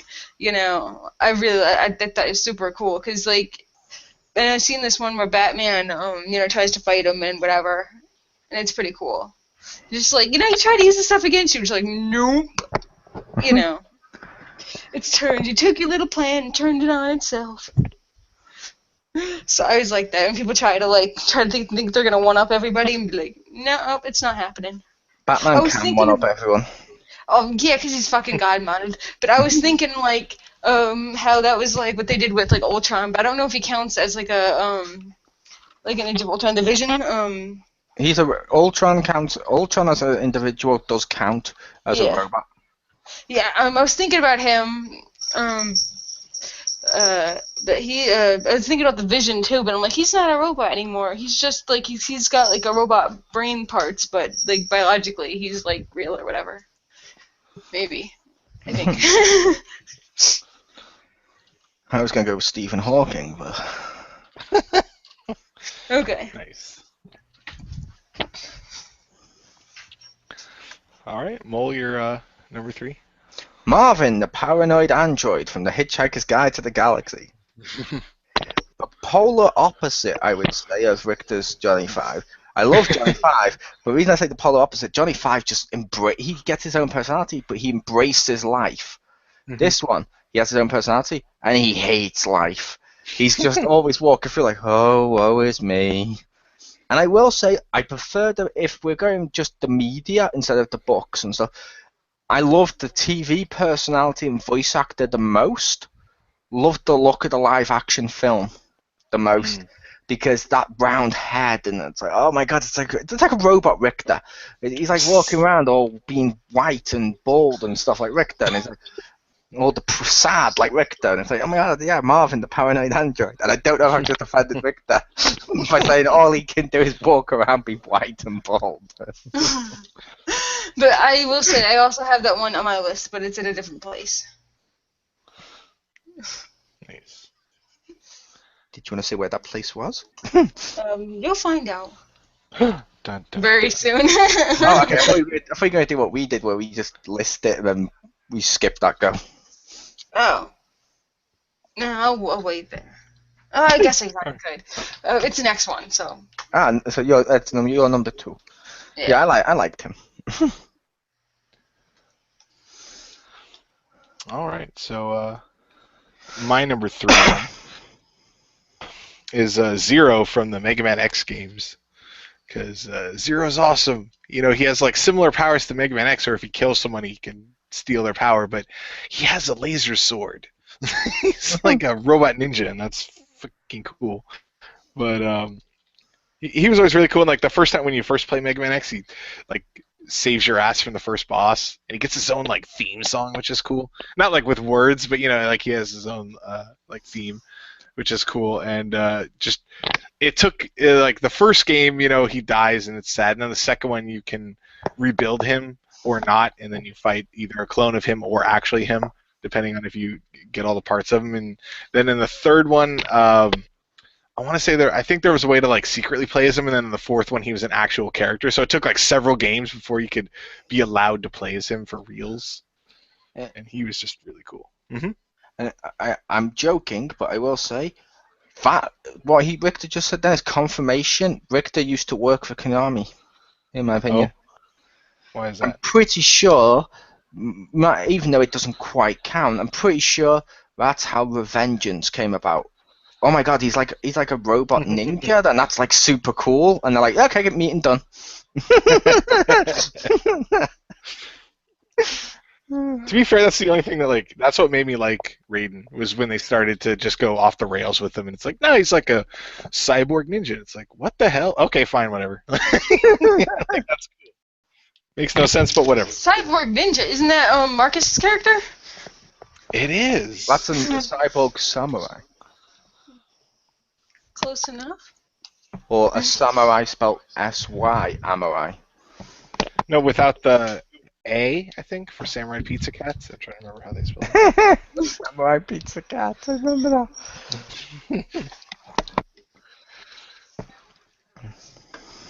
But yeah, Zero, he was cool. I liked him. That's why I wanted to get Tatsunoko versus Capcom, because he was like the first fighting game he was playable in. Well, like in that design, they had the Mega Man Zero version in Capcom. No, SNK versus Capcom. No, Capcom versus SNK. The one that was made by SNK, the one that they're supposed to come first, came out second, and that's why it was like CBS 2 was the first one. Like, anyway, whatever. No one needs to remember that. But yeah, so went with that. All right, so Pew, your number 2. My number 2 was Marvin. All right. Remember? I do. Right. All right, Mole, your number 2. Okay, to clarify before this, are we allowed all versions of one or just one particular version? I'd say you're allowed all versions. Starscream. Nice. I took all Starscreams, and if we had to pick one, I would have gone with Armada, but if we're allowed all the Starscreams... Yeah, you're allowed. All the Starscreams. Because I'd say he's consistent enough that I'm okay with just saying Starscream. Yeah, I like all the Starscreams, and Armada was my favorite one because he's just badass, and he's just so awesome. Like he changes his insignia, he becomes an Autobot, and becomes a Decepticon. He dies awesomely, like a bitch, you might say, but awesomely because he's just like daring Unicron to hit him. Basically, it's like boom, while Megatron and Optimus Prime are looking on, like holy fuck with that dude after he almost beat Megatron and proved he could defeat Megatron. It's like that's awesome. Whereas like the animated series, he was just hilarious in that of like constantly being killed by Megatron, like he had a crystal in his head, which was awesome. And yeah, I like all this. I like Starscream. He's always cool. Even the Michael Bay Starscream. I like the fact the fans kept saying it. This must be the case, and they hadn't planned it, but they worked it in and confirmed it and made it canon and stuff for the second one. You know, at the end when all those planes are shooting down Megatron. Yeah. Like a scene or two later, you see those exact planes, and one of them transforms into Starscream and then goes off. And you're like, wait a minute, that means Starscream shot down Megatron. They hadn't planned that. They planned that Starscream just snuck in there. But based on people knowing Starscream, it's like that makes so much sense. It makes so much sense. They do that. They're like, yeah, okay, it's canon. We're allowing this. I'm like, that's awesome. I love Starscream. He's my favorite Transformer. Nice. Over to Rick. All right, so for my number 2, I'm going to go with another, of course, Transformer. I'm going to go with Soundwave because he's fucking cool. Like, just when I was a kid, he, I don't know, he just looks really cool, and I like the fact that whenever they were fighting, he was always, like, not fighting. Like, he had that big gun on his shoulder, and I'm like, why don't you use that? And he used it, like, maybe once. But, like, he was... He used his minions to fight it. He was always like, he was one of the commanding guys, but he wasn't like, he would be on the front lines, but he rarely did anything. And to actually contribute, besides the fact that he tends to help run the show when Megatron's just trying to kill people or whatever, and follows him loyally, which is crazy for a Decepticon that he's like so loyal. But yeah, he gets like fucking minions. It's like, oh, he's a robot, you can turn into something, but he has littler robots. Like, that's cool. And he's he's got the like an MMO character, like the ones like there's been ones where they fight with constructs and summons and stuff. He's like that, which is awesome. I do like those classes. Your favorite is a bad guy? Well, we'll get to that, but well, and he's got he's got Laserbeak, so he's got a little flying one that can like spy on stuff, and he's got the little dudes that Rumble and Frenzy, whichever color you want to make them, that shake up the ground, and like he's just really cool. And in some of the later lores where Megatron's backstory was he was a gladiator or something, they had that Soundwave was also there, and I don't know if anyone saw, this is a small spoiler, oh sorry Mole, for Transformers Prime, there's one part, this one's, I think this is like either start of season 2 or late in season 1, there's a part where Megatron goes missing, and Black Arachnid, or sorry, Arachnid, that's what her name is there. She's like, oh no, we gotta stop looking for Megatron. She's like, we can't do this. Like, I'll just assume command and we'll go do whatever. And she's like, anyone that opposed, and Soundwave just walks up to her. He doesn't like talk barely. He has one line in the entire show, like the whole season or series. And he just walks up to her and she's like, oh, you? And he just sits there. And then she tries to attack him and he beats the shit out of her. Like, he's always just on the keyboard and does all the information stuff and never like fights at all, and then he just beats the hell out of her. And, like, over he's like, he just keeps like, he does like that kung fu like counter stuff. She's trying to attack him, he's just like blocking everything, and then like knocks her down, and she like gets all mad, looks up, and like she notices in his like part of his chest is missing, and she's like, oh crap, turns and Laserbeak is there and just shoots the crap out of her. It's like, yeah, no. And then he just does that, and he just walks right back to the console and goes right back to work. Like, like he like steps on her head and she's just like, I yield, and he just walks back to work like, no, okay, I'm done here. And I was like, that was the greatest scene. That was awesome. Which I'm so glad we said all versions, because I have to mention it, which Richter knows. Soundwave on a guitar versus Optimus Prime on a guitar in the animated one. It's one of my favorite Transformer things ever. I was an adult watching it, and so it's not like a nostalgia goggles or anything. I'm just watching it. They do that, and I'm like, holy fuck, yes, yeah. I even rewound it. I'm calling my brother, and he's like, what? Do you remember Transformers? Do you remember Soundwave? Do you remember Optimus Prime? Yeah, watch this. And it's like, oh my god. And it's like, no, like summon my nephew in here. Not summon him. Like, on my chest. Like, no. Yeah, you push the button, and he just pops out of your chest. Yeah, but I bring my nephew. He's like, what's that? Do you remember Optimus Prime and Soundwave? Yeah, watch this. Oh my god. And it's like 3 different age groups all going, oh my god, that's awesome. I'll admit, like, just when I see him, I don't think there's any version I actually dislike of Soundwave, even when he's like doing other stuff. Like when I first saw him, Satellite was fine. That made sense. Like when I was like, oh yeah, Satellite. I wish he didn't. I wish he did something cooler in number 3. Other than just get fucking killed by Bumblebee. Another reason I dislike Bumblebee. But yeah, like when I saw the animated one, I was like, oh, he looks like a Kia Soul or something. He looks kind of like that, or one of those cars like that. And I was like, okay. I was like, wait, Laserbeak turns into a guitar? That's cool for no reason. I'm like, that's silly, but it's neat. Like, it makes sense, because like when you see how the transformation works, you're like, oh yeah, he could work as a guitar. Also, that's pretty cool. I mean, sounds, yeah, he should, like, the guitar. I think I showed you that in the past. I think you must have seen that in the past. I loved that with just the guitar. I don't know why it was awesome. It was just so ridiculous, because in that version, I'm not sure did you watch animated? I have not, no, I've not seen that yet. In that version, basically the person who creates the robots and stuff, he made, like, in the society, normal ones, he made this toy robot for his daughter that could play music, like an iPod that walks. And his daughter's like, oh my god, imagine if I used my Cybertron key on it, the thing that brings everything to life, and every time she does creates Dinobots, and she should stop using that. But there's probably a name, there's probably a reason her name is Sorry. She plugs the key into him and turns it, and he goes, gets bigger and stuff. And as it progresses, he becomes more like a dancing robot, like toy thing, and he looks awesome. He's becoming more and more evil looking. Mm-hmm. Then he's just, and then suddenly out of nowhere, well, not out of nowhere, he's just like, yeah, fuck it, I'm evil. And then he creates like an army of himself. Like he can make a whole toy line of himself for one of the Christmas episodes, and he now does like sound style attacks with his boombox that's built in on, because like that big cannon on him is now a speaker, so it does like the sound blasts and stuff. That's why when he started to use the guitar to manipulate machinery and stuff like that, Optimus Prime pulls out a guitar to outdo him and compete in sound for a sound, because that's the only way he could have done it. He couldn't have shot him or thrown at the axe at his head. No, guitar battle. I must accept this. So it's just sometimes what you're like, no, a guitar battle is the only thing that makes sense here. That's true. There are some things that can only be solved with a guitar battle.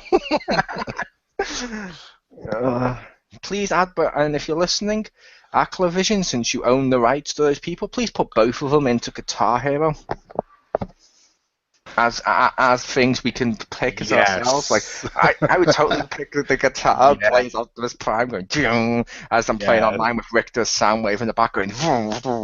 Yes, I want that now.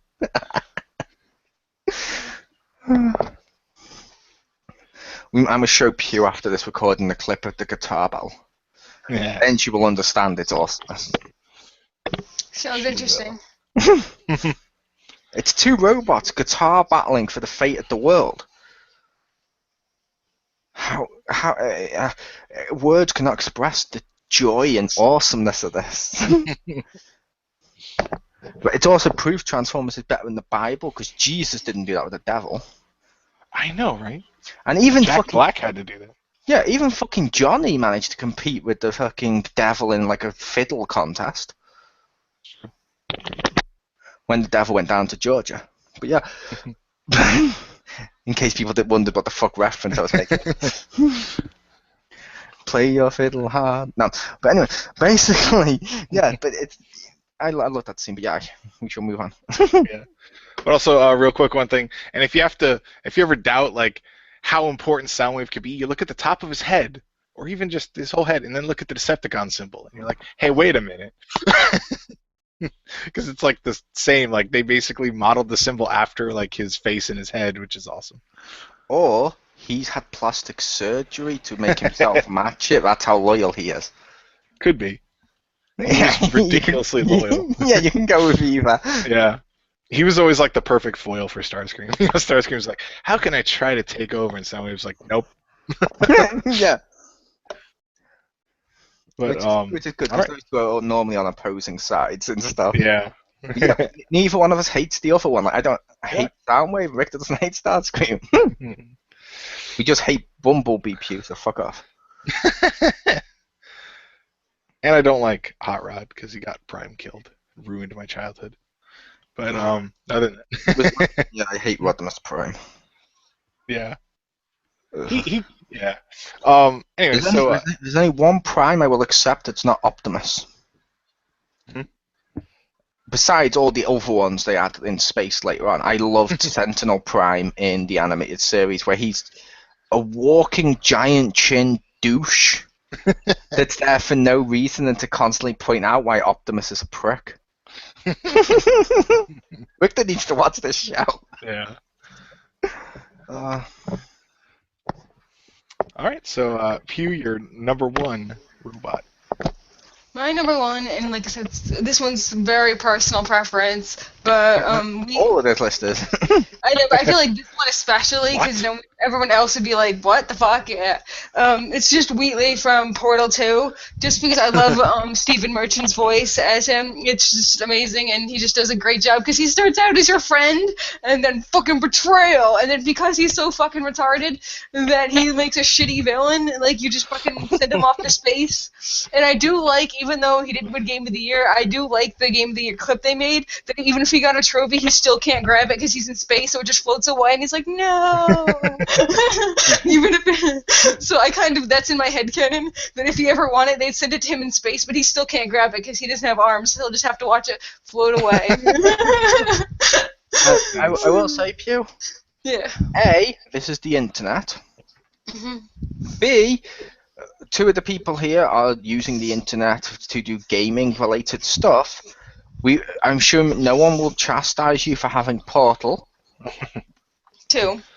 Yeah, Portal. I'm saying Portal characters in general, as in the franchise.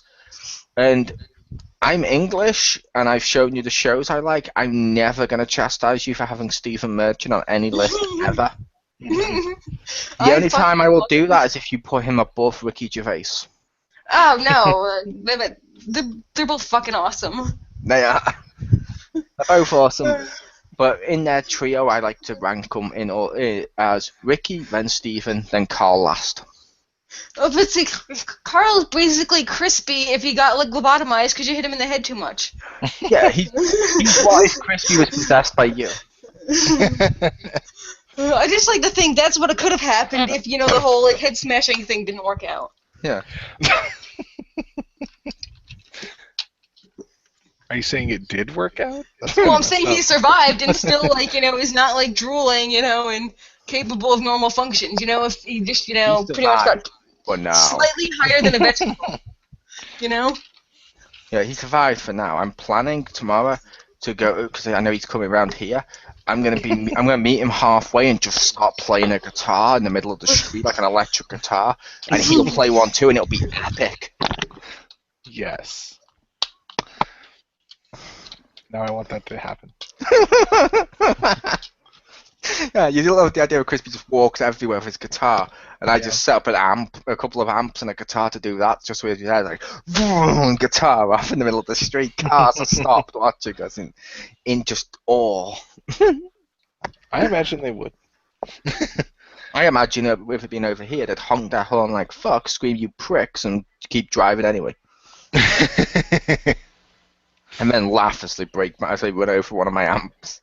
No.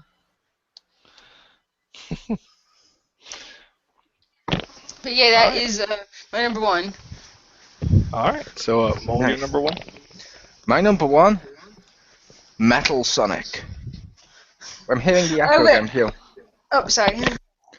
My number one is Metal Sonic. As I expressed before, this is not Silver Sonic from Sonic 2. This is Metal Sonic, as introduced in Sonic CD, where he kidnapped Amy. He's also the main villain of Sonic Heroes, because he betrays Dr. Eggman. He even disguises himself as Dr. Eggman, gets all the physical data, all the powers of every character, including people like Froggy and stuff like that, and it takes ultimate form and becomes stuff like Metal Madness and Metal Overlord in that game. He's a boss fight in Generations. He's back in as a boss thing in 4. Metal Sonic, he's just awesome. He looks like Sonic if he was metal. It's in his name. He has one job, and that's to look like Sonic, be Sonic but metal, and he does that job so well. But I love Metal Sonic. Like his design, like he looks so creepy. Like Silver Sonic looks exactly like Sonic but silver. If that makes sense, like made metal. This one, he doesn't even look like Sonic. He looks like the basic shape of Sonic, of a hedgehog shape. But he's more sinister. He has like an evil nose. He has like evil eyes. Okay. He looks almost like I mentioned in the past. You've seen Power Rangers. Yes. You've seen Power Rangers in space. A little bit of it. You know the Psycho Rangers? No. Okay, they have Psycho Rangers and that. Their costume looks pretty much like Metal Sonic if they removed the spikes. One of the reasons I really do like the Psycho Rangers, like, oh my god, you look like Metal Sonic. But if you point that out to Ranger fans, like, boo, he doesn't look like that. I'm sure this came first. No, this game came out like years before it. Boo, it doesn't matter. And I'm like, I didn't say it was a bad thing. I just said they look like they're inspired by it. They might not be, but they were also robots, so yeah. But yeah, Metal Sonic, he's awesome. He's also really fun to put the Metal Sonic, the Metal Sonic outfit on my Mii when I'm playing in the Olympics. However, I will say Metal Sonic for some reason is cursed in one of my Olympic games. Oh. I've shattered records as Amy, Shadow, Sonic, me, someone else's me, and stuff like that. on like the ski jump where you go whoa up in the air, and you have to do the thing where it makes you like your legs go out, come back in, and you have to balance yourself perfectly and land down perfectly. Mhm. I've done that as every single one except for Metal Sonic, who for some reason, it might be his speed, I can't quite hit it right, so he just comes off the ramp and rolls. So in that event, I never used Metal Sonic, but I have used him for all the other stuff, and I just love Metal Sonic. He's awesomeness. Nice.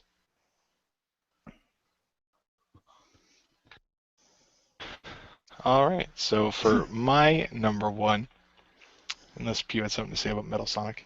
No. Okay. Well, I was gonna say I knew he was gonna take that one. It was super predictable. It was super predictable because I told you guys when we did the list. Spoiler: Metal Sonic will be on my list. No, but I knew you were gonna take him before that. Like I know he's got to have Metal Sonic in there. How would you know I was going to take it beforehand? Because you love Sonic, and I was gonna say that you had to put a robot in here. Yeah, but the reason I mentioned how could you have known that beforehand is when I asked us should we do how about top 7 robots, I said how about top 7 robots? Oh, spoiler alert, Metal Sonic will be on mine. Because as soon as you said like robots, I'm like he's gonna take Metal Sonic. As soon as they mentioned like do the robot ones, I'm like Metal Sonic right there. I'm calling it. Yeah, which Metal Sonic is awesome, to be fair. Yeah, I think that's the one I always think of when I think of like. Euro might be super sad, but my first experience with Metal Sonic was the racing in Battle Adventure 2. Sonic 2 Adventure Battle? Yeah, he said. That's fine. And what were you saying, Mick? I said I'm pretty sure that Metal Sonic is the one I think of when I think of like the robotic one, because I didn't know there was a second one. Oh, so you think of the one I mentioned, the blue one with the no evil no? Yeah. He's got like that like cylinder thing on his chest or whatever. Yeah. I can't believe I'm going to say this. He is the second one. Oh, okay, that's always the one I remember. I didn't know there was another one. He's the most famous because the one that was like a throwaway villain on Sonic 2, he was like, you do him, when he's like the metal one, you beat him and you're instantly against giant mech suit Eggman. Mm. Which, okay, so he doesn't really have a personality or anything. This one actually seems evil as fuck. Like, he just shows up, it's like, fuck it, got your girlfriend, fuck off, and then goes. He's like that, he's like the beginning of Double Dragon. I even think he stole in a similar way, like, do over his shoulder and just flies off with her. Nice. He should. That's the other thing that makes him awesome. He doesn't run. He has rockets, and they just push him forward, but it's not running, it's just moving really fast. And it looks more like a glide as he does it. It's just awesome motion. Nice. But now, our robot master himself, Richter Metallic Hammer, his number one. And trust me, people, this will be awesome. He is the master of all robots. All right, so my number one, might come as no surprise, is Devastator. That did come as a surprise. Oh, okay. Who is that? He's a transformer, and he's like 6 construction vehicles that are also robots, and then can fuse together and combine to make a giant robot. And like when he was first on the show, I saw him, and I was like, wait a minute, it's a vehicle and a robot that then makes a bigger robot, and he just like runs roughshod over all the Autobots, and he is awesome. For like a year or two or a season, whatever, like they don't have their own. So like whenever he comes out, you're like, oh, you guys are gonna lose. They have a little mind control things that they use on him in one episode to use them. And let's call a spade. When they get their own, it may have beat him or whatever, but no, that one was better. Yeah. That was like better. I didn't like all the other ones that came after him. Yeah, like some of them were cool, but yeah, it's just like, nah, you're no Devastator. It's the Venom situation. Mm-hmm. Venom is cool. Carnage, yeah. Toxin, oh fuck off. Anti-Venom, oh fuck off. What are you doing here? We just what is one. Anti-Venom? Anti-Venom is Eddie Brock with a white symbiote with black highlights that has the ability to stop and kill other symbiotes. Was there multiple that needed to be killed? Yes. Okay, it just seems the whole thing just seems odd to me. Well, yeah, Eddie Brock should have been Venom. Fuck, feel for Yeah. incarnate. And like, he's Toxin right now. It looks the same, but it's red, and it's still wrong to me. That's like, but the fact that there's any other Venom other than Venom is like multiple Venoms. That's like what? What do you mean multiple Venoms or other symbiotes? Isn't there just the one? I mean, like, Eddie Brock sold his symbiote when he was diagnosed with cancer, and it went to a mob boss who then he sold it like on eBay or some shit. Like, yo, get he this. sold it. He sold it at an auction in house to criminals. A mob boss bought it, gave it to his son, who his son was a pussy. That's why midway through leaping across building to building, the symbiote's like, "Oh, by the way, you're a pussy," and leaves him and just disappears, jumps off him, and lets him fall to his death. And then it ends up on Matt Gargan, and we got the whole other string of that crap. Then it's been on Flash Thompson, who's Agent Venom. It's a whole Venom situation. It's not cool, but yeah, Devastator is awesome. But the reason I said that came as a surprise to me, Rick, is I always thought you would have listed Soundwave above him. I thought about it, but I wasn't sure which one to do because they're both totally awesome. But like Soundwave, he has people that do his work for him, but he can also do work. But I also like that. Devastator is like robots. yeah, he's like just when I was a kid, that the whole concept was awesome to me. I was like, whoa, they could become like, like the concept of like gestalt of like that something is greater than the sum of its parts, and I was like, that's amazing. And it's just like the first time I had seen something like that. And one thing I think is funny is too, I didn't think about this when I was a kid, but now you look back and you're like, okay, the Decepticons they turn into like guns and warplanes and tanks and stuff, and these guys become construction vehicles.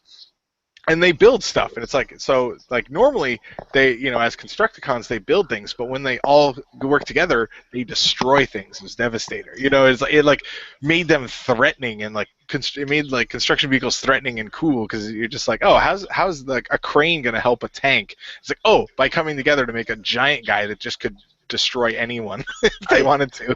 I will warn you. Mm-hmm. If you go to watch that animated, like I said, I really did like the animated series. They do a lot of stuff right. The Constructicons is either a hit or a miss with people. I didn't know they were in there because they didn't make toys of them, and I looked up a picture because someone was mentioning that, and I looked up a picture, and I'm like, oh, okay. I've actually heard of worse things, like what their people are, not complaining, people are, because they just released a new Devastator figure, and people are like, oh, are they going to do this with it? Like, I don't know if you read the comics at all, but they're like, oh, are they going to have Prowl as his head? And I'm like, why the fuck would they have Prowl as his head? And I look into it, I'm like, why these comics suck. They make Prowl, they like kill one of them and make Prowl, and I'm like, what the? No, none of this is like cool. This is like the stupidest thing I've heard of. It's like Prowl, the cop car, is now evil and crazy and in control of Devastator, and I'm like, are there really no stories left that this is what we have? See, yeah, I will say when it comes to the comics, I always prefer, and this isn't a racist thing or anything like that, I always preferred the UK comics. Ours were really fucking good. So good that when they stopped making them, your comics at one point almost semi-rebooted themselves and started reprinting ours, and then just tried to build off that. Which, like I said, that's not like, oh, English has to be better. It was just really good stories. But, like, for example, we've done UK Spider-Man stories and they're shit. But, but yeah, with that one, Pure, and the animated one, the Constructicons, they were like these construction workers who would look like the Mario Brothers with like mustaches but like construction helmets on. They're constantly drinking oil and like, hey, yeah, they're acting like construction workers. And I'm like, I don't hate it. I don't know why. Something like that, normally I would fucking rage, but I'm like, you gave them the personality of builders and constructors. I don't know why I can't stop laughing at them. Like when on the screen, I'm like, these guys. But I know some people are like, boo. And I'm like, I can understand why, if that makes sense. Like, I can completely get why. Like, there's some people who didn't like the fact Prowl in animated, because you mentioned Prowl, isn't a cop car. And I'm like, I don't care. He's a fucking ninja samurai bike. Yeah. He was cool. I liked him. He was way cooler in that.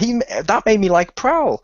And I was like, oh my god, Prowl. And I was like, I don't even remember Prowl from the original stuff and all that. I'm like, but Prowl. And then when I look up later, I see that. I'm like, oh. So this one made him better. You know what I mean? Like he was forget. Like I can never remember all the Autobot and Decepticon names. I just remember the Right. ones I liked them, and some of them I'm like, oh, okay, that one. Yeah, I was fine with. I'm fine when they change them for the most part. Just some things just feel weird, like Yeah, like that that you get. one you mentioned, where Yeah, Prowl's head. It's like why? yeah. It's like what of and like the one that currently had me facepalm. I don't. I hope. Well, no, they probably haven't changed this. Where like Megatron was like, no, I'm going to be an Autobot now, and people are like arguing if Megatron, leader of the Decepticons, and like everything is like, oh no, he's an Autobot now. I'm like, you're not just gonna. You don't have that little seed of doubt of like he's probably fucking with everyone because he's Megatron. Like, Yeah, my thought with that is he's Megatron, and based on how they fleshed out his story from G1, and they fleshed it out now, so he's Mhm. more like he seems at times to genuinely want what's best for his planet. Mhm. He reminds me of Magneto. Mhm. When Magneto joins the X-Men, I don't go, oh my god, no, Magneto's good. I'm like, it kind of makes sense. Like he's not that far removed from them, like trying to do the right thing. Like if he just had to change a heart or something, eventually I know it's gonna blow up in their faces, but I kind of like those stories, and I'm gonna watch. I'm gonna watch this. Like you mentioned, like that's a good story. That's a cool story, and people like, and if anyone's like, boo, he's the leader of the Decepticon. It's like, really, you don't think he's ever going to go back to being evil? You think they will literally turn Megatron good? That's not going to happen. Yeah, that's Especially what if, my thought is. especially if Optimus is around, because those two hate each other, and even if they don't hate each other, as as Megatron's ego, it won't let him take orders from Prime much. Yeah. That's my thought is when people are like, "Oh no, he's an Autobot now." And I'm like, why would you think that that would be a permanent thing? Like, Yeah, they could do it for story purposes, but that you really think he's just like, "Nah, he's a good guy now."